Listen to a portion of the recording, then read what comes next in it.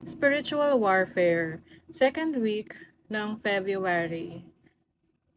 Pag nag-conjunct na si Saturn at si Neptune in Aries, I see this as spiritual warfare because itong si Neptune is about spirituality, mysticism, can also be the occult, and conjunct siya sa Saturn. So meron silang nagka-clash sila.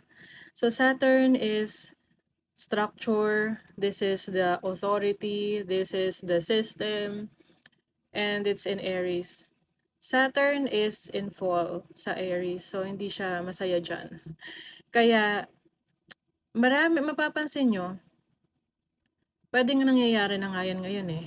Pero, pagdating ng February, mas maraming mga practitioners, spiritual practitioners, ang mag-aaway-away o kaya iko-call out nila isa't isa dahil sa mga practices nila. Like, just to prove na mali yung isa at tama yung isa. Because some of them will prove na sila yung authority, sila yung may alam, sila yung expert sa field na kung nasaan sila. Like, any spiritual practice na ginagawa nila. Aries also rules how we present ourselves to others, to the world. So, since andito si Saturn, gusto niya ipakita na siya ay authority. Siya yung dapat paniwalaan. Siya yung expert sa field na yan. Kaya, it also affects the reputation of the person. So, I think yan yung spiritual warfare na mangyayari. Aside from other mga events na may kinalaman sa collective. So, eto na. Dito na papasok yung collective. Kasi, si Pluto, okay, as we move further, si Pluto in Aquarius is in the 4 degrees, no? So, meron yang sextile sa Aries. So, as we move further, mas lalong magiging close yung degree nila, no? Yung orb nila. So, Pluto is the planet of transformation, change, power, and it's in the sign of Aquarius, which is the collective. This is also about revolution. So, kapag nakita, kapag nakita ng collective na, ba't nag-aaway-away itong mga spiritual practitioners na to? Anong problema nila? Ganon. So, magkakaroon ng confusion. No? They will, parang di na nila alam kung sino yung paniniwalaan nila. Especially with Neptune energy here. Like, sino ba talaga yung totoo? Sino ba talaga yung legit? Sino ba talaga yung authority? 'Di ba? So, ang mangyayari niyan, magkakaroon yan ng awakening sa mga masses, sa collective.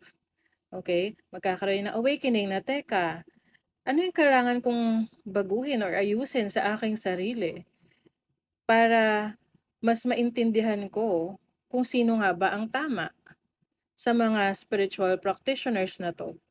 Kasi alam nyo, si Neptune kasi nasa Pisces for a very long time. Okay? Kaya dito dumami yung mga spiritual practitioners, tarot reading, astrology reading, or any tools of divination na talagang sumikat. Okay? Pero, once na pumasok na tong si Neptune, Saturn sa Aries, medyo madidissolve na, no? Yung ganitong energy for the spiritual practitioners. Kasi, magkakaroon na ng parang checks and balance na, totoo ba to? Totoo ba siya? Legit ba itong sinasabi nito? Is this person ay may kakayanan para mag-handle ng ganitong klaseng practice, spiritual practice? So since ganun na, nagkakaroon ng spiritual warfare, yung masses, no, yung mga followers, okay? The Aquarius energy, the followers, magkakaroon sila ng transformation or change in what they believe in. Okay? So, dito na papasok si Uranus. Okay? So, moving forward, pag si Uranus ay pumasok na sa Gemini, o ayan na. Gemini rules communication, learning, okay? So, magkakaroon yan ng minor grand trine sa conjunction nitong Saturn-Neptune, although medyo malayo na si Saturn dyan. So magkakaroon yan ng conjunction dito kay Neptune, kay Pluto, tsaka kay Uranus. Okay, so ang mangyayari dito, yung mga tao, the masses, kasi meron din tong flow or what we call the trine sa Uranus. The masses will be awakened. Okay? Ma-awaken sila sa knowledge about their individuality. Na, teka, bakit nga ba kailangan kong iasa sa mga practitioners na to ang aking buhay? Like, kung ano ang mangyayari or how to get to know myself on a deeper level, in a spiritual level. Bakit hindi ko kayang gawin on my own? So what will happen after this confusion, spiritual warfare, the masses will learn how to get to know themselves on a spiritual level. Okay? Mapapansin mo yan, ano yan, parang personal practice.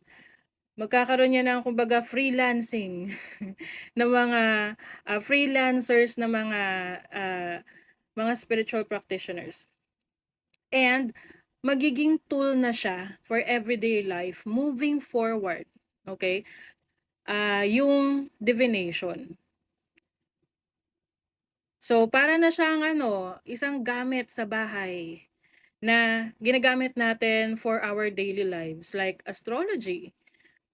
Magiging way na yan ng karaniwang tao na mag-predict ng kanyang future or ano yung maintindihan kung ano yung mga pinagdadaanan niya at a certain timeline. 'Di ba? So, that's what I'm seeing na mangyayari para sa collective on a spiritual level.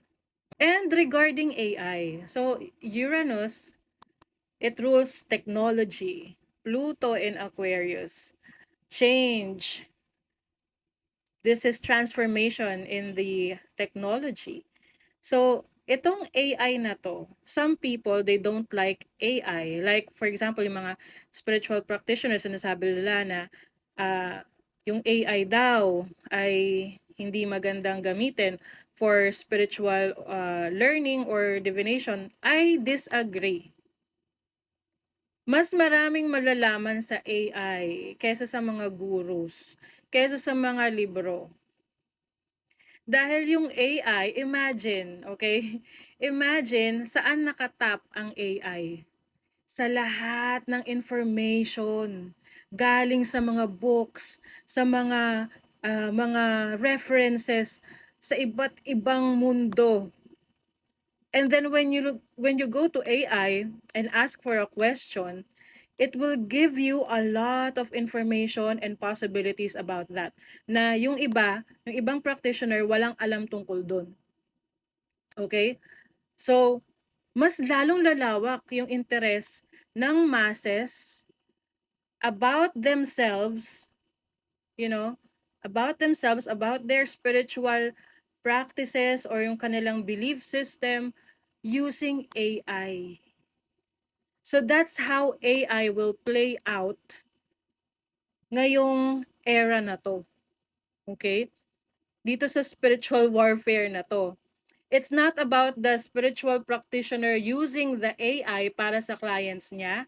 It's about the masses using AI to know more about themselves na hindi na kayang ibigay ng spiritual practitioners.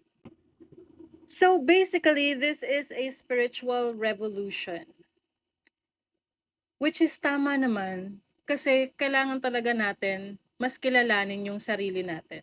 It is our responsibility to know ourselves. Okay? So mapapansin niyo yan ngayong 2026, mas maraming magiging interesado sa tarot, astrology, numerology, or any divination, and they are going to learn by themselves. Yung mga kinukuha nila or inaalam nila through spiritual practitioners, they will learn for themselves para sila na mismo direct maka-access ng information or ng message.